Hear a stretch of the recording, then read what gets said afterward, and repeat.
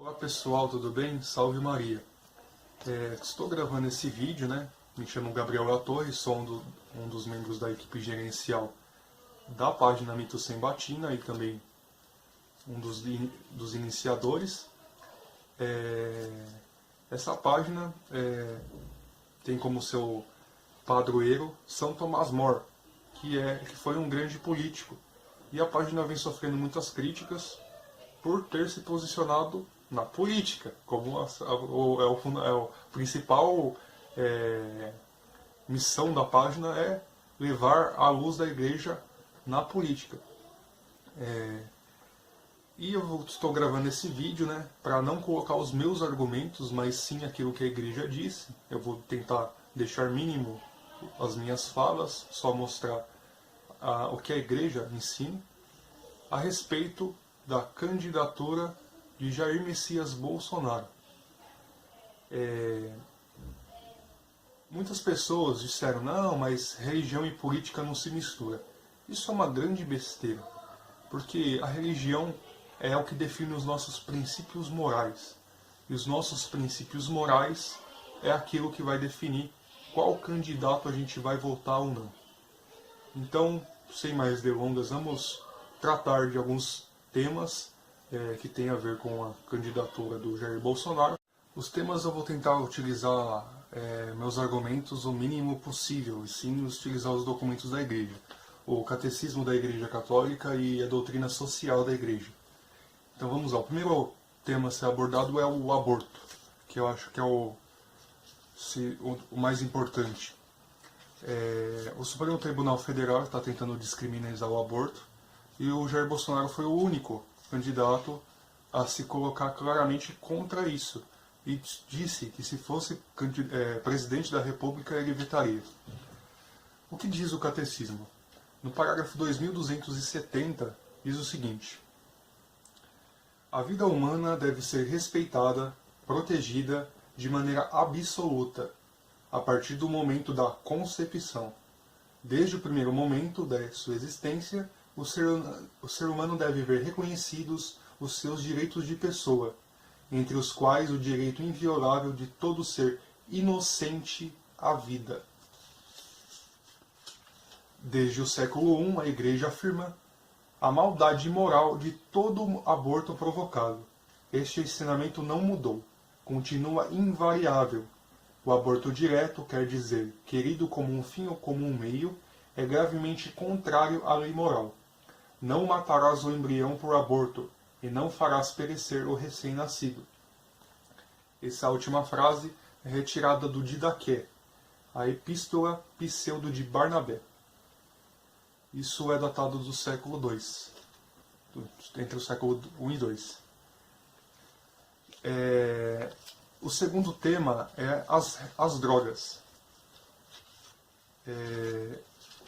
O Jair Bolsonaro foi um candidato que se colocou claramente contra a legalização das drogas, diferente de uma pastora evangélica aí que é o plebiscito da liberação das drogas.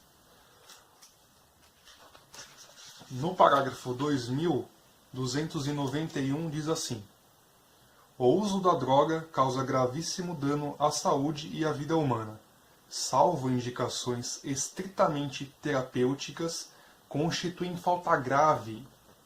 A produção clandestina e o tráfico de drogas são práticas escandalosas, constituem cooperação direta com o mal, pois incitam as práticas gravemente contrárias à lei moral.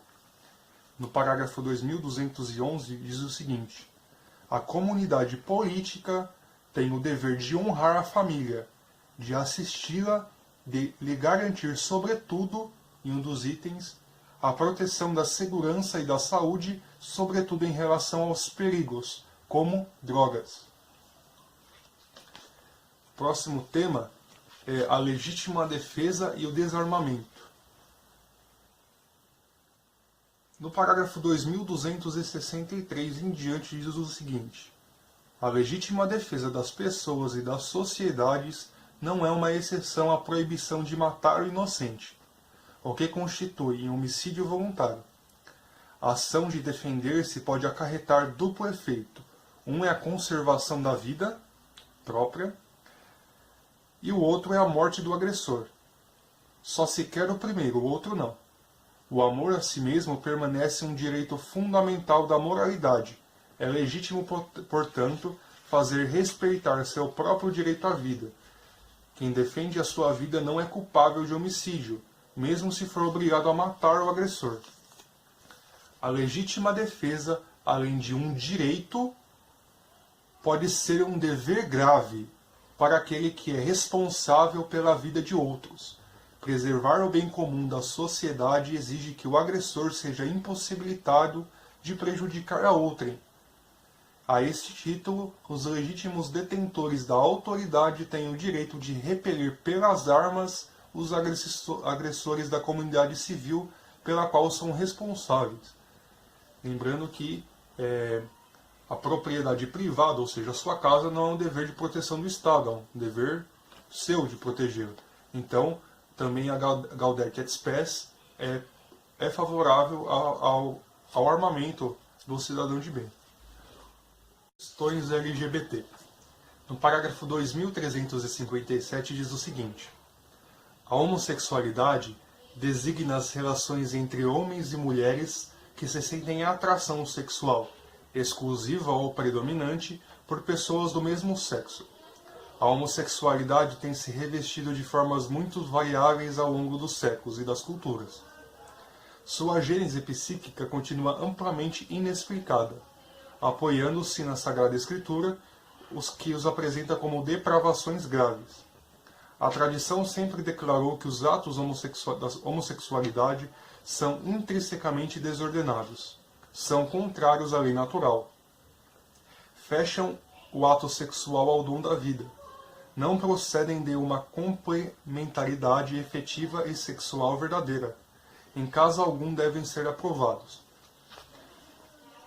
Salvo que as pessoas têm o livre-arbítrio. Então a pessoa tem o direito de buscar a santidade, seja vivendo a castidade, ou viver da forma que quiser viver. A questão é que essas pessoas, independente da opção que tiver escolhido, elas devem ser respeitadas, como diz no próprio catecismo mais para frente. Porém, as pautas levantadas pelos movimentos LGBT devem ser totalmente inaceitáveis. O próximo item é a educação. No parágrafo 1653 diz o seguinte: a fecundidade do amor conjugal se estende aos frutos da vida moral, espiritual e sobrenatural, que os pais transmitem a seus filhos pela educação. Os pais são os principais e os primeiros educadores de seus filhos. Neste sentido, a tarefa fundamental do matrimônio e da família é estar a serviço da vida. Também no parágrafo 2206. As relações dentro da família acarretam afinidade e sentimentos. Os afetos e de seus interesses, afinidade essa que provém sobretudo do respeito mútuo entre as pessoas. A família é uma comunidade privilegiada, chamada a realizar uma carinhosa abertura recíproca da alma entre os cônjuges e também uma lenta cooperação dos pais na educação dos filhos. A fecundidade do amor conjugal não se reduz só à procriação dos filhos, mas deve se estender à sua educação moral e à sua formação espiritual. O papel dos pais na educação é tão importante que é quase impossível substituí-los. O direito e o dever de educação são, para os pais, primordiais e inalienáveis. Os pais são os primeiros responsáveis pela educação de seus filhos. Dão testemunho dessa responsabilidade em primeiro lugar, pela criação de um lar no qual a ternura, o perdão, o respeito e a fidelidade e o serviço desinteressado são a regra. O lar é um lugar apropriado para a educação das virtudes. Essa educação requer a aprendizagem da abnegação, do reto juízo, do domínio de si e condições de toda verdadeira liberdade. Ou seja, a escola, ou seja, o Estado, ele deve se preocupar em relação à educação, de educar os filhos em relação à matemática, português, química, física e biologia. A educação do caráter, a educação sexual, ela provém do lar, da família. A próxima é a impunidade. A impunidade é citada na doutrina social da Igreja.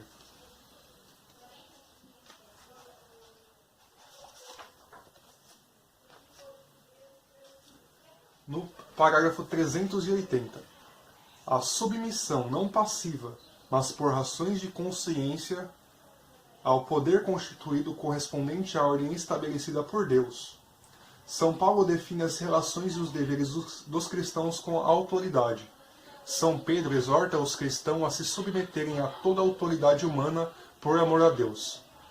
O rei e os seus governadores têm a função de punir os malfeitores e premiar os bons.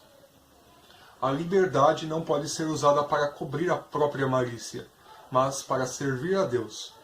Trata-se, portanto, de uma obediência livre e responsável a uma autoridade que faz respeitar a justiça, assegurando o bem comum. É legítimo e até forçoso empreender iniciativas corretas para desarmar o agressor. Esse texto é tirado da mensagem de João Paulo II para a celebração do Dia Mundial da Paz, do ano de 2000. E também o comunismo. O comunismo está no parágrafo 177 da doutrina social da Igreja. A tradição cristã nunca reconheceu o direito à propriedade privada como um absoluto intocável. Pelo contrário, sempre o entendeu como no contexto mais vasto do direito comum de todos utilizarem os bens de criação inteira. O direito à propriedade privada está subordinado ao direito ao uso comum, subordinado à destinação universal dos bens. O princípio da destinação universal dos bens afirma seja o pleno e perene senhorio de Deus sobre toda a realidade, seja exigência de que os bens da criação tenham por finalidade o destino, o desenvolvimento de todo o homem e de toda a humanidade, e de que neles assim permaneçam. Este princípio, porém, não se opõe ao direito da propriedade. Indica antes a necessidade de regulamentá-lo. A propriedade privada, com efeito, quaisquer que sejam as formas concretas dos regimes e das normas jurídicas que lhes digam o respeito, é, na sua essência, somente um instrumento para o respeito do princípio da destinação universal dos bens, e, portanto, é uma última análise, não um fim, mas um meio. Esses textos são baseados na Carta Encíclica Centíssimos Annus do João Paulo II, do Concílio Vaticano Pastoral Gaudium et Spes, da Carta de Leão XIII, Encíclica Rerum Novarum, da Encíclica Mater Magistra de João XXIII, da Encíclica Laborem Exercens de João Paulo II e da Encíclica Populum Progressio de Paulo VI. Então, o comunismo também tem um grande decreto do Papa Pio XII que excomunga qualquer pessoa que apoiar o comunismo, o socialismo, o nazismo, o fascismo, que são todas ideologias de esquerda e que não bate com a moral católica, que é favorável à propriedade privada. Também é claro que existem pontos da doutrina católica que não bate com os pensamentos de Jair Bolsonaro, que, por exemplo, é o caso da vasectomia, qual ele se colocou a favor para uma possível controle da natalidade no país. No parágrafo 2399 fala a respeito. A regulação da natalidade apresenta um dos aspectos da paternidade e da maternidade responsáveis, A legitimidade das intenções dos esposos não justifica o recurso dos meios moralmente inadmissíveis, por exemplo, a esterilização direta ou a contracepção. No matrimônio, quando você diz sim aos esposos, os esposos dizem sim na frente do sacerdote, eles estão também dizendo sim a todos os filhos que Deus permite que aquele casal tenha durante a sua vida matrimonial. Então a vasectomia, o uso de contraceptivos são totalmente imoral. Pena de morte. A pena de morte ela sempre foi aprovada pela Igreja nos 2000 anos como uma medida que poderia ser adotada em eras que não havia como proteger a maior parte da população de uma minoria ou de uma pessoa, ou de um agressor. Então a Igreja legitimava que era possível a pena de morte para a proteção do bem comum. Porém, atualmente o Papa Francisco ele fez um documento dizendo que é inadmissível mais apoiar a pena de morte, porque ele entende que agora, com tanta tecnologia, conseguimos deixar uma pessoa presa durante a vida toda, então não há mais a necessidade de tirar a vida dessa pessoa. E então, a partir desse decreto, nós como católicos e obedientes ao magistério da Igreja, apesar de, honestamente, eu não concordar com isso, mas eu gosto muito de uma frase de São Inácio de Loyola, que diz assim: mesmo que o preto que eu vejo, a Igreja disser que é branco, então é branco. Então, se a Igreja está dizendo que agora é inadmissível apoiar a pena de morte, eu, como um bom católico, tenho que concordar com a Igreja. Então, esses dois pontos, da vasectomia e da pena de morte, são pontos que o Bolsonaro deixa a desejar nas suas posturas. Lógico que a pena de morte é uma coisa que é inconstitucional. Ele ainda como presidente da República ele não poderia aprovar isso como lei, porque, segundo a Constituição, todos têm o direito à vida. Então, sobre esse assunto, pode ser algumas pessoas apoiam, outras não apoiam por causa disso, é uma coisa que irrelevante de se discutir, porque ele, na função de presidente da República, ele não pode aprovar isso. Nenhum deputado pode aprovar isso, porque é inconstitucional. Então, não tem serviço ficar questionando isso. Mas o que é mais importante analisar nessas questões? Nós estamos elegendo um presidente da República, um homem que tem um passado, que tem princípios, que tem pensamentos, que tem uma história. E não estamos elegendo uma pessoa santa, uma pessoa que é perfeita. Nós nunca vamos achar um candidato perfeito. Se acharmos, como disse, eu já vi em um vídeo, pense muito bem, porque com certeza é o anticristo, se for perfeito. Então, nós estamos elegendo uma pessoa humana, uma pessoa real. Então, dentre os outros candidatos, ele é o melhor. Ele não é o perfeito, mas ele é o melhor. Então, espero que vocês tenham entendido. Não utilizei dos meus pensamentos, argumentos. Coloquei pós e contras, usei só apenas documentos, mostrando os documentos da Igreja. E peço que compartilhem com as pessoas para que muito mimimi na página. Esse mimimi eu ofereço como penitência para as almas do purgatório. E tamo junto. Fiquem com Deus e até mais.